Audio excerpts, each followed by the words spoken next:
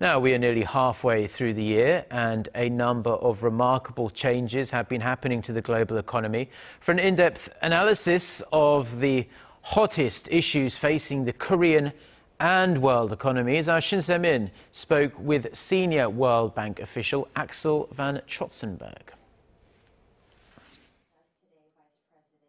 How has China-led Asian Infrastructure Investment Bank, or the AIIB, affected already existing financial institutions like the World Bank? Well, as you know, that over the last couple of decades, there are always new multilateral organizations being created.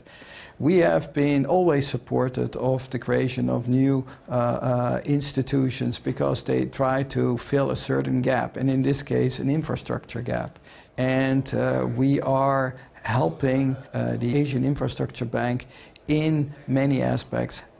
We see this much more in the overall context of that we need to do a lot more on infrastructure collectively, whether that is through a bilateral channel, a private sector channel, or a multilateral channel.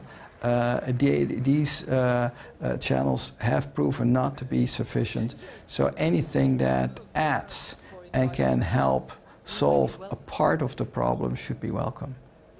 And a lot of economists in Korea have forecasted that the country's economic outlook looks dim, stuck between a slowing China and a recovering Japan.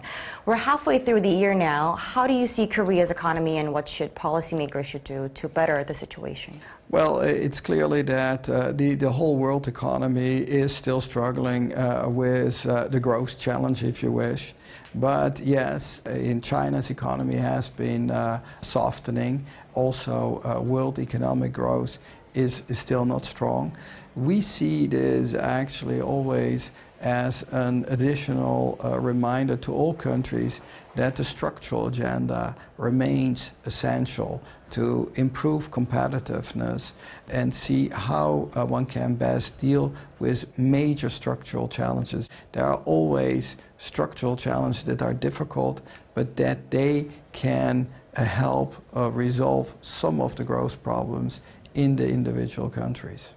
The global oil prices has been on a downward streak for some time now, and from what I understand, the lower oil prices should be linked to higher growth, but we haven't been able to see that in a global economy. What are we missing here? Well, I think this is one aspect. Clearly, what you are seeing is it has had an effect on the price. You see, there is that inflation has been fallen. Also partly as a result of the oil price.